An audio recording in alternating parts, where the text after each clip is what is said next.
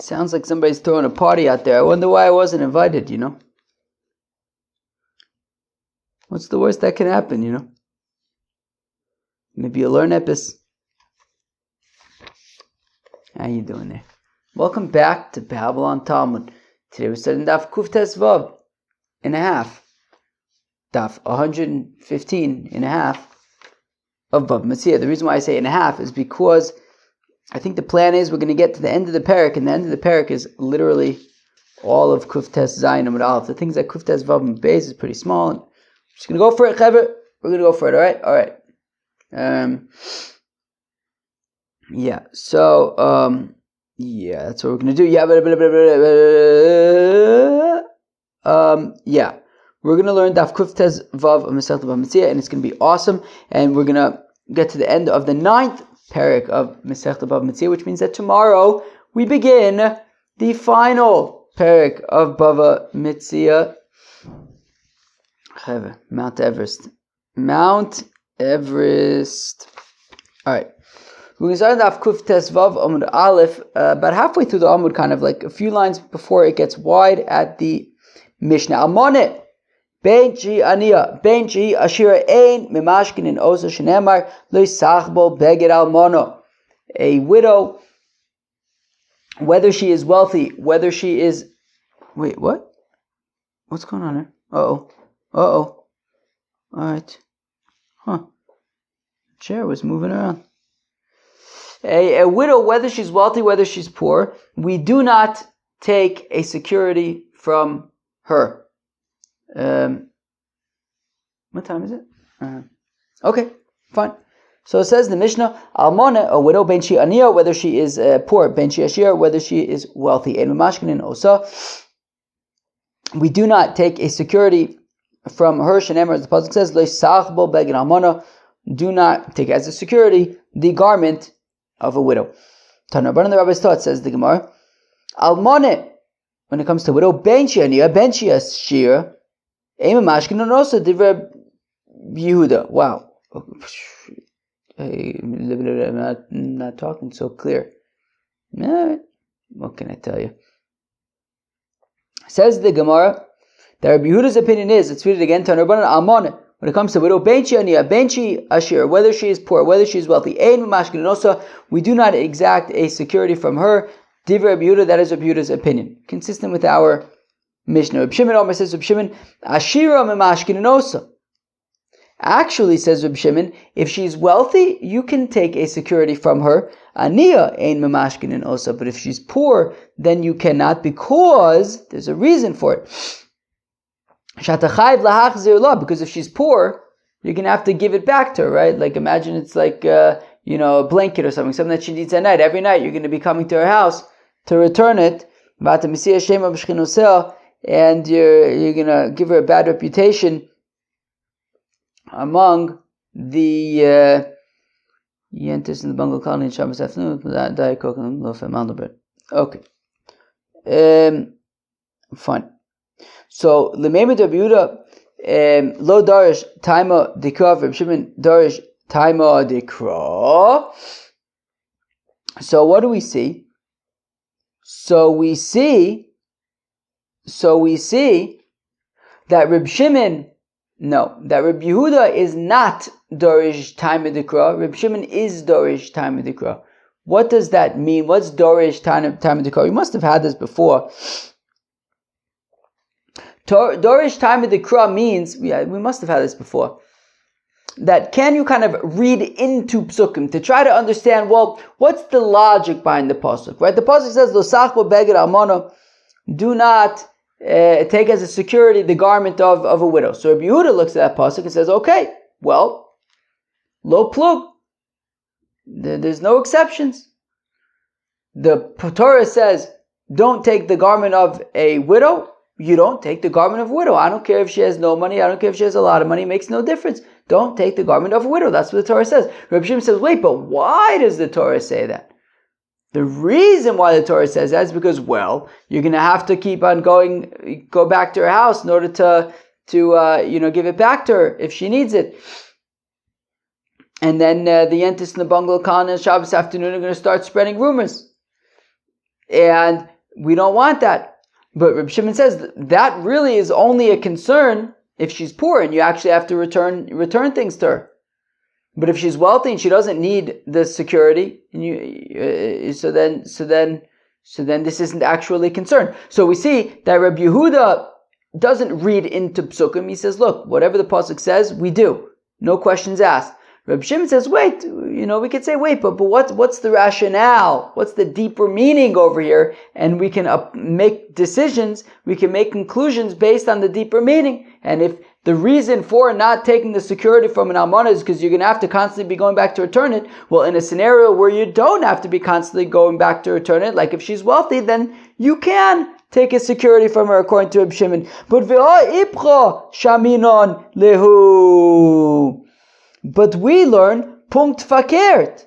We learned that Rabbi Yehuda is Dorish Time of Dikra and Rabbi Shimon is not Dorish Time of Dikra.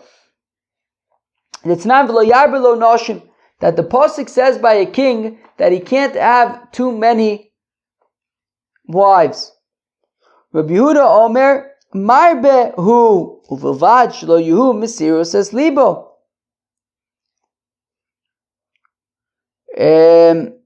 Rabbi Yehuda says the king can have as many wives as he wants, as long as they don't lead him astray. Being led astray is a problem. As long as he won't be led astray, let him have as many wives as he wants. Reb Shimon Omer says, Reb Shimon, afilu achas v'masira es libo harei lo yisaeno, that even if one wife will lead him astray, he should not marry her. Why does it don't have a lot? Even if it's like Abigail, he shouldn't have. Right? Even if a great wife who's not going to lead him astray, you still don't have too many. So we see that Reb Shimon seems to be saying, look, if the pasuk says don't have too many wives, don't have too many wives. I don't care, even if she's like Abigail, it makes no difference. Whereas Reb Yehuda is saying, well, the point is that he should not be led astray. So long as he's not going to be led astray, gezuntheit. So we see that, so we have a conundrum. The conundrum is that in our Mishnah, Reb Yehuda is the low plug person, and Reb Shimon is reading into things. Yet when it comes to a king having too many wives, it's punkt fakert. Reb Yehuda is reading into things, and Reb Shimon is not. The olam Reb Yehuda lo dorish taima dikra. So the Gemara answers that really Reb Yehuda is not dorish taima dikra. The Reb Yehuda is not dorish taima dikra, just like over here by the almana. If the pasuk says, do not take the beged almana as a security, do not take the beged almana. I don't care, rich, poor, it makes no difference. V'shayni hacha, and it's different. So then how do you explain by the king that Reb Yehuda says, have as many wives as you want, as long as she won't lead you astray? Dimefarish kra. Because the pasuk itself says that. V'lo yar v'lo noshim v'lo yasur. The pasuk pashit says. What does the pasuk pashit say? V'lo yar v'lo noshim v'lo yasur l'vavo. The pasuk says that literally. That's what the pasuk says. Don't have too many wives, lest your heart go astray. My time lo yar below noshim. So Reb Yehuda says, how do you explain the simple explanation of that pasuk?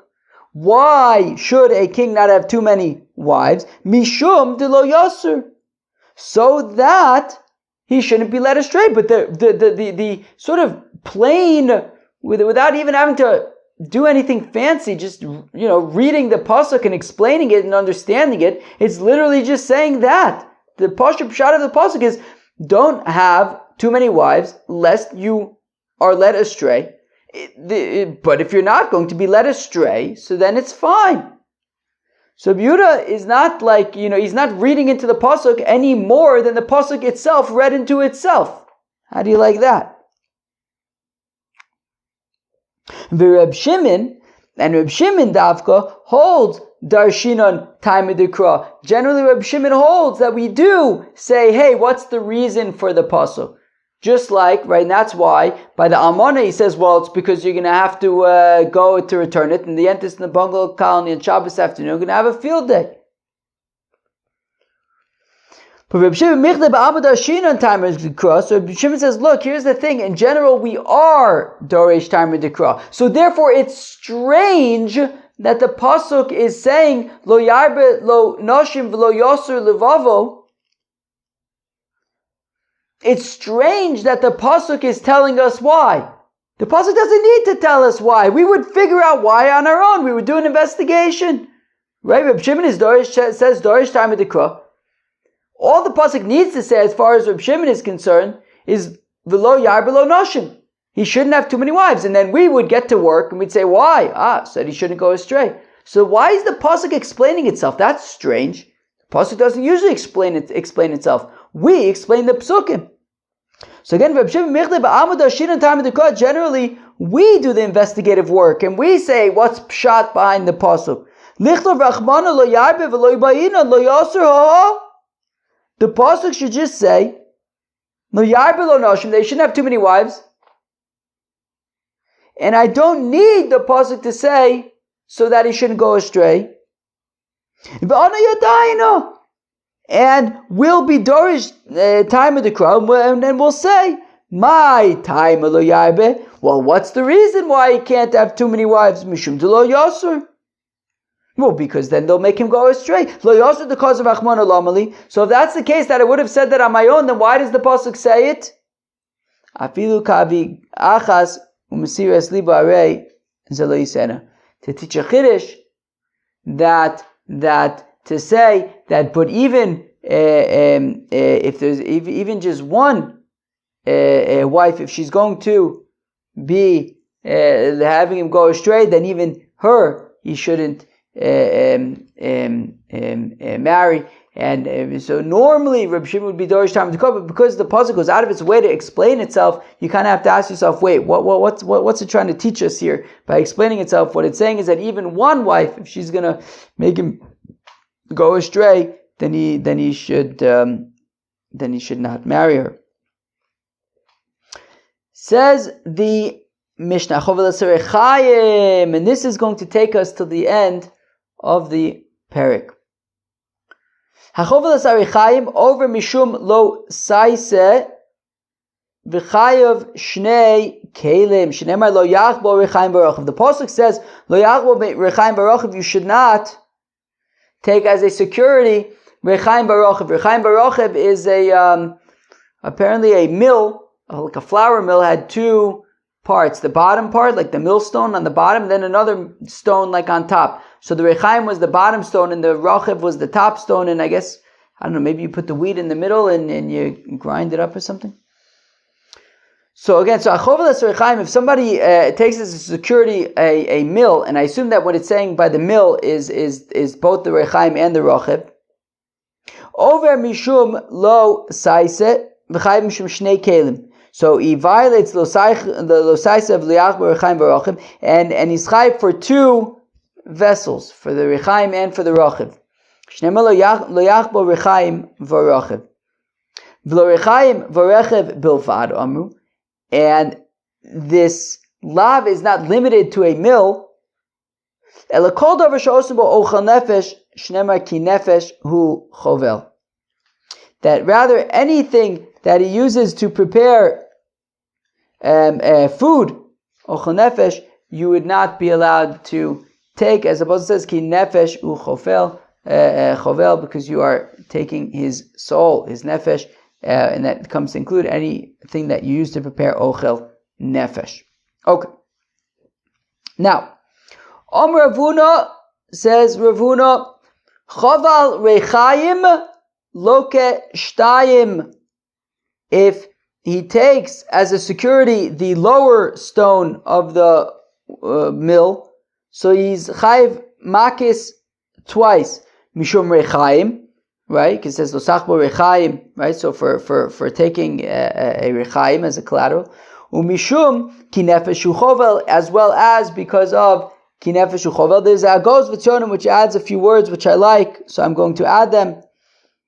Rechev lo keshtayim, and if he takes as a security the upper stone, he'll get makis twice, mishum rechev, for taking the rechev, umishum ki nefesh uchovel, because of nefesh uchovel. Okay, so again, so if he takes the rechaim, he's chayiv makis twice for the rechaim and for nefesh uchovel. If he takes the rechev, he's chayiv twice for the rechev and for ki nefesh uchovel. Rechaim vor rechev, if he takes as a security both of them, lokesh shalish, so he'll get makis 3 times. That's shver. Mishum rechaim varechev umishum ki nefesh uchovel. He'll be chayiv makis 3 times for the lower stone, for the upper stone, and for the ki nefesh uchovel. Rav Yehuda Amar, says Rav Yehuda, chova rechaim lo ke'achas.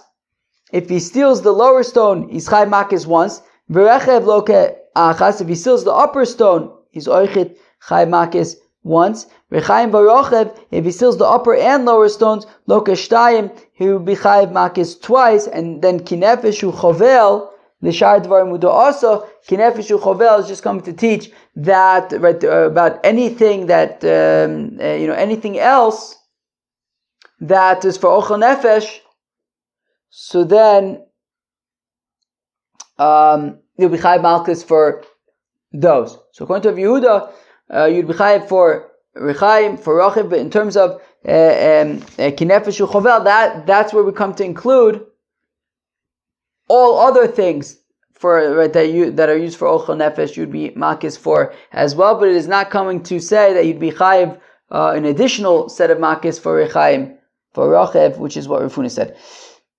Lema Abaye v'Ravi b'flukta de Rav Huna v'Rav Yehuda k'miflegei.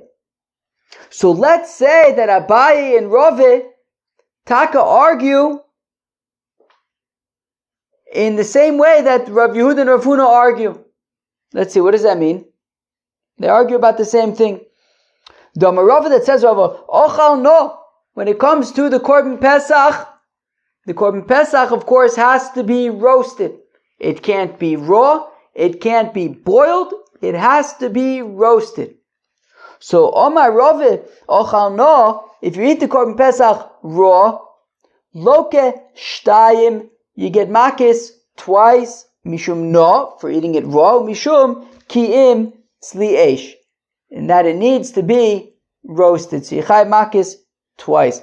Mivushul, if you eat the Korban Pesach boiled, Loke Shtayim, Oichit, you're going to be chayiv makis twice, Mishum Mivushul, Mishum Ki'im Tzli Eish. Once for the fact that you boiled it, and once because it says Kim Tzli Eish. No, umevoshel, if you ate it raw and boiled, I don't know, maybe first you ate it raw and then you boiled it and then you ate it boiled. I don't know, maybe different pieces were raw, different pieces were boiled. Loke shalish, you'd be chayiv makis 3 times mishum no, umishum mevoshel, umishum lo sochalenu Kim Tzli Eish. So that sounds just like Rav Huna, right? That Rav Huna had said, by the way, I was just letting you know, my brain seems to be like turning off. I don't know, I must be like tired or something. Alright, Chevra, mamash at the end of BavaMetzia, brain's not working is like now, but the thing is, pushing through the mush was the big yesod of BavaMetzia. The thing is, like, once you start getting tired kind of thing, but it's not late enough for that to be the case. But anyways, I might just have to put my brain into like super turbocharged, turbo power mode. But anyways, Rav Huna had said by the security that you'd be chayiv for rechaim, you'd be chayiv for rochiv, you'd be chayiv for ki nefesh uchovel. You chayiv for each thing separately. You chayiv 3 times for rechaim varochiv. So that sounds like Rav, who says that if you eat it raw and boiled, you'll be chayiv 3 times for raw, for boiled, and for kim tzli eish. Abaye, Omar says, Abaye, ein loken alav shebechlalos. No, you'll be chayiv makis for raw, you'll be chayiv makis for boiled, but that's it. You're not also going to be chayiv makis for kim tzli eish, right? You're not going to be chayiv for lav shebechlalos for an implied lav. Right, it says ki im tzli eish. It needs to be roasted, implying that it can't be raw, it can't be boiled. But you're not going to get makis for that. So he says you get makis for no, you get makis for mevushel, but not for Kiyim Tzliesh, and that sounds like Rav Yehuda, who says by the security, Ubichai for Rechaim, Ubichai for Rochev, but not for Ki Nefesh Uchovel. Lema Abaye Domek Rav Yehuda, so let's say Abaye, who says that you'd only be chayiv for for mevushal, but not for kiyim tzliesh, is like Rav Yehuda, who says you'd be chayiv for rechaim, for rochev, but not for kinefesh uchovel. V'Rav Domek Rav Huna, and Rav who says that you'd be chayiv for mevushal, for kiyim tzliesh, is like Rav Huna, who says you'd be chayiv for rechaim, for rochev, and for kinefesh uchovel. But now the Gemara is going to explain how Rava is going to say, no, he's consistent with both Rav Huna and Rav Yehuda, and Abaye is going to say that he's consistent with both Rav Huna and Rav Yehuda. Amar lach Rava, right? Because Rav Huna and Rav Yehuda, of course, were earlier, right? Were earlier generations. So okay, both Abaye and Rava are going to want to say that the earlier generations would agree with them. Amar lach Rava will say to you, oh no, so remember, so Rava, it was obvious to say, it was easier to say that he's in line with Rav Huna, right? Because Rava says, again, you'd be chayiv for mevushal, and for kiyim tzliesh, which is like Rav Huna, who says you'd be chayiv for rechaim, for rochev, and kinefesh uchovel. So, Amar lach Rava is going to say, Anadami afiluk Rav Yehuda, that even Rav Yehuda would be on board. Well, even Rav Yehuda is in line with my opinion. Even though Rav Yehuda by the security says you're only chayiv for rechaim barochim, but not for kinefesh uchovel. Ad kan lo ka'amar Rav Yehuda hasam ela dechi nefesh uchovel lo mashma mirechaim barochim. The thing is, says Rava says that when it comes to the security, Rav Yehuda had said that you'd only be chayiv for rechaim, for rochev, not for kinefesh uchovel, because kinefesh uchovel is coming to include other things that are shaykh to ochel nefesh that might not be specifically related to a mill. Could be a knife, could be an oven, could be anything like that. Ki nefesh uchovel is coming to include those other things. Let's go weiter for a second. Aval hocha, but when it comes to Korban Pesach, kim tzliesh l'may also shmamino l'lav. But by Korban Pesach, the pasuk already says, what is this? Lo sochlu mimenu no uvashum b'mayim. It already says, don't eat it raw, don't eat it boiled. So how else are you going to eat it? Roasted. So when it says kim tzliesh, it's not coming to include anything that wasn't already mentioned. So then why say kim tzliesh? And Rashi points out we already have another pasuk that says tzliesh umatzah al merorim yochlu, I think is the pasuk. So meaning we already know from a different pasuk that it needs to be roasted. And we also have this pasuk which says, don't eat it raw, don't eat it boiled, eat it roasted. How else am I going to eat it?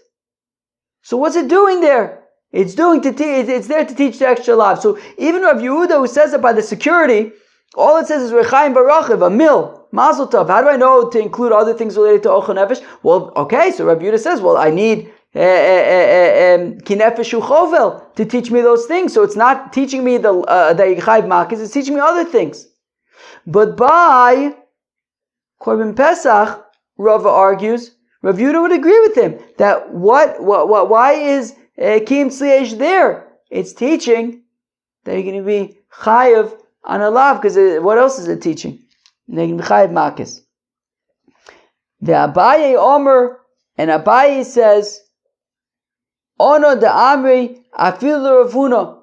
I, who said that you're only going to be chayiv for or for mevushal, but not for lav shebachlalos, not for kiyim tzliesh. You're not going to be chayiv makis for that. I'm in line even with Rav Huna, who says that by the security you're chayiv for rechaim, for rochev, and for kinefesh uchovel. Ono de Amri afil Rav Huna ad kan lo ka'amr Rav Huna hasum. when Rav Huna says that you're chayiv for rechaim and for rochav and for kinefesh uchovel, el dechinefesh uchovel yiseru. Because kinefesh uchovel is extra, came in the yiseru ushadya rechaim barochav. And since it's extra, also include on rechaim barochav, meaning kinefesh uchovel is coming to include all things related to ochel nefesh. Now, rechaim and rochav are included in all things related to ochel nefesh. Right? So how do I know that, I don't know, a knife, let's say, you can't take as a security? Well, is kinefesh uchovel, anything related to ochel nefesh. Well, that would also therefore include a mill. It would include rechaim barochav. So you chayiv makis for rechaim barochav because of kinefesh uchovel. You can't take anything related to ochel nefesh. So already chayiv makis for that.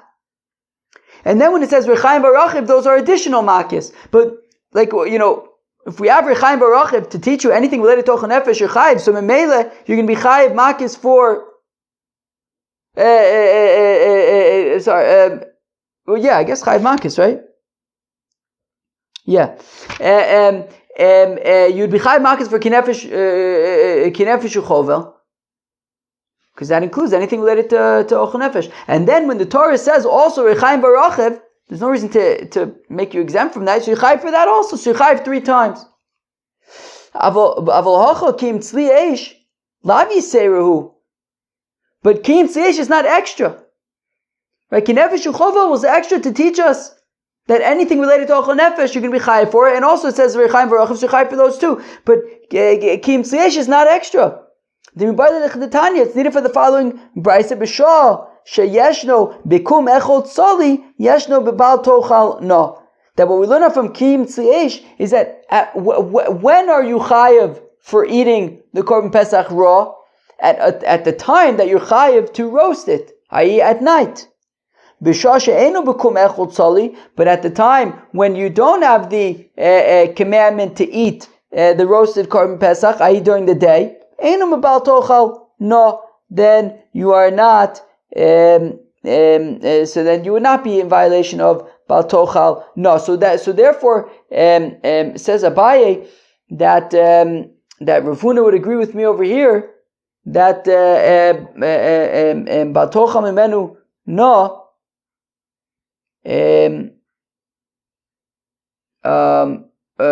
is not extra, and therefore would not be teaching any additional makis, and therefore you'd only be chayiv makis for no and for mivushal. And it would have to dafka be at night when you have a chiyuv to eat the roasted korban pesach. Tanya Kavosud of Yehuda, we have a brayse supporting Rav Yehuda who says that by the security you'd be chayiv for rechaim and for rochev, but not for kinefesh uchovel.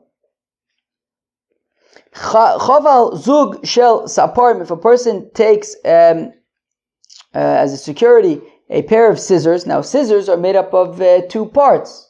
You got the one part and you got the other part. V'tzemet paris, and also the I think it's a yoke of cows. I think pshat is that you basically have 2 cows and you want them to plow your field. I guess they could plow, if you have 2 cows, you could plow 2 rows of the field at the same time, but you have to make sure that they're going at the same pace. So how do you make sure that they're going at the same pace? So you kind of have this contraption that you kind of put their heads in their contraption, and that kind of keeps them walking in parallel. And it has 2 parts, an upper part and a lower part. Okay, so it's 7 parts. Chayiv shtayim, so you'd be chayiv twice. Ze be'atzmo v'ze be'atzmo. I'm sorry, ze be'atzmo v'ze be'atzmo. But if only you only took as a security one part of it, einu chayiv ela achis, is only going to be chayiv once. V'tani idach, we have another brayse that kind of supports this further. Choval zug shel sapar v'tzem chaparis, if he took as a security a pair of scissors or a yoke, yochol lo yechayiv ela achas, is it possible it would only be chayiv once for taking sort of the scissors or this yoke? Tamlomer lo yachbol rechaim varochev. Well, it says, do not take as a security rechaim varochev, ma rechaim varochev shein miyuchodin shnei kelim ve'osin milocha achas, that a rechaim varochev, a mill, the upper part of the mill and the lower part of the mill, they are 2 vessels, but they come together to do one job, grind wheat. So v'chayiv al zeh b'fnei atzmo v'al zeh b'fnei atzmo, and yet you're chayiv for each one individually. Av kol dvarim shein shnei kelim miyuchadin v'osem melacha achas chayiv al zeh b'fnei atzmo v'al zeh b'fnei atzmo. So also any situation where you have sort of a vessel that's made of two parts, you can be chayiv twice. But we see that we're saying that you're chayiv twice, not 3 times. Right? We're saying that we're comparing these other things to Rechaim Barochev, and we're saying that by Rechaim Barochev you only chayiv twice, not 3 times, like Rav Yehuda. However, there was a fellow, the Chaval Sakino, the Ashkavta Mechaver. There was a certain fellow who took a butcher's knife, a shoichet's knife, as a security. Also, the Kamid Abaye, and then he came before Abaye. Then Abaye says to him, Zila Hadre, you have to give back the butcher's knife. Because it is a vessel that you use for ochel nefesh. V'sa kum bedina, and then go and you're saying he owes you money, so therefore you took the security. You have to give back the security because it's ochel nefesh. But then go and take him to court and bring witnesses, and he'll have to pay you. Rav Amar says, Rav, lo tzarich lemekam bedina Allah. No, he doesn't need to go to court and bring witnesses and all that kind of stuff. V'yachol liton ad kedei demein, and he can claim from the borrower up to the value of this knife.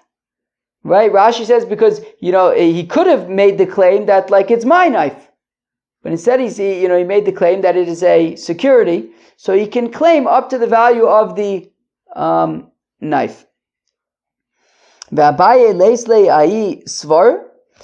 doesn't Abaye agree with Rava's svara? Why does Abaye say that he has to go to Bezdin and prove his point?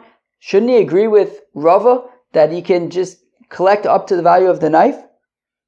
Maishna, why should this be any different? Mehanu Ize, from these goats, the achle chushla benardo, that ate a bunch of what was it, barley, like peeled barley? Yeah, some kind of peeled barley, chushla. So these goats ate a bunch of chushla in nardo. V'asa mara de chushla v'tafas lehu. So the owner of the chushla, who just suffered a loss, went and took these goats. V'katoin tuva, and he was saying, that look, these goats ate a whole lot of barley. And V'amar Avur D'Shmuel says, Avur D'Shmuel Yochol Liton Ad Kedei Demein. And Avur D'Shmuel said that this person who suffered this loss and took those goats can now claim, can now claim to be paid up to the value of the goats. So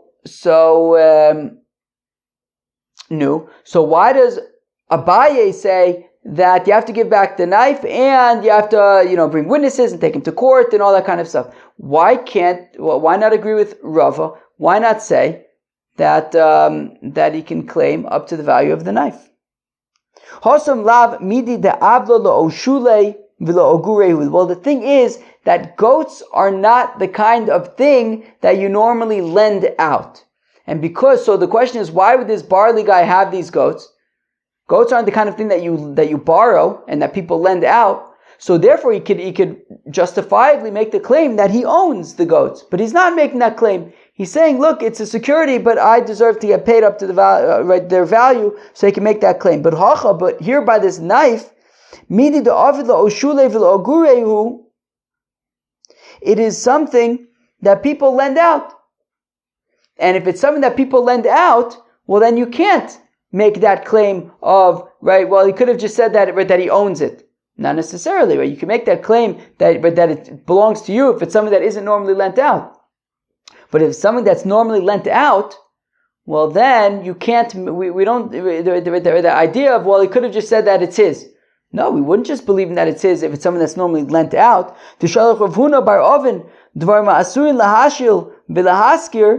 That's something that is normally lent out or rented out. Someone makes a claim, it's mine. He's not believed. So that's why Abaye says that we can't just believe him and he can't just collect up to the value of the knife, since the value of the knife is a knife is something that's normally lent out, so we can't just believe him that he owns it and therefore say that migo, that he could have said that he owns it, but he says it's security, therefore pay him up to its value. No, that doesn't work like that by the knife. But now what about Rava? Abai made a good point. Does Rava not hold of that? Why is Rava saying that he can claim up to the value of the knife? And the knife is something that's normally lent out. That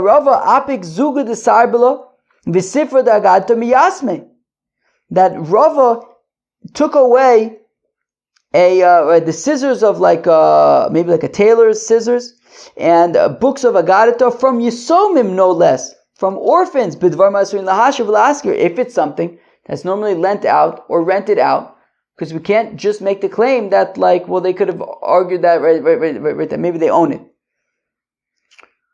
So Melech Rava Ainami came into Mifgim al Kapte in Shivlo Moshe. Says Rava, yeah, but the thing is, we're not talking about any knife. We're talking about the knife of a shoichet, and that's the knife of a shoichet is not something that you normally lend out, and therefore, because it's not something that you normally lend out, says Rava, he could have made the argument that he owns it, but he didn't, so that's why he can claim up to the value of the knife.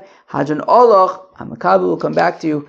Perek Hamikabel Givaldig, and tomorrow we get started with the final Perek of Mount Everest of BavaMetzia. We learned some interesting stuff on Daf Kuf Tes Vav of Masechta BavaMetzia. We learned about Losachbol Beged Almono, the machlokas between Reb Yehuda and Reb Shimon. That Reb Yehuda says it's a low plug. It doesn't matter if she's poor or wealthy. Reb Shimon says if she's wealthy, then you can take a security, since you won't be claiming it back. And we see the machlokas between Rabbi Yehuda and Rabbi Shimon about are you dorish time of the car or not. Rabbi Yehuda says no. Rabbi Shimon says yes. There was a question about kings and wives, but that's based on their positions.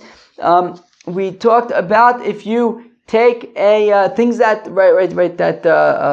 the borrower needs for ochel nefesh, that you cannot take those as a collateral, and if you take a mill, so the machlokes between Rav Huna and Rav Yehuda. Rav Huna says you would be chayiv up to 3 times. Rav Yehuda says you'd be chayiv up to 2 times. We tried to apply this to machlokes between Abaye and Rava regarding to Korban Pesach, which was interesting. They each try to make the claim that Rav Huna and Rav Yehuda would both hold like them. So very, very interesting stuff. That was Daf Kuf Tes Vav Masechta BavaMetzia. Hope you enjoyed. Peace out.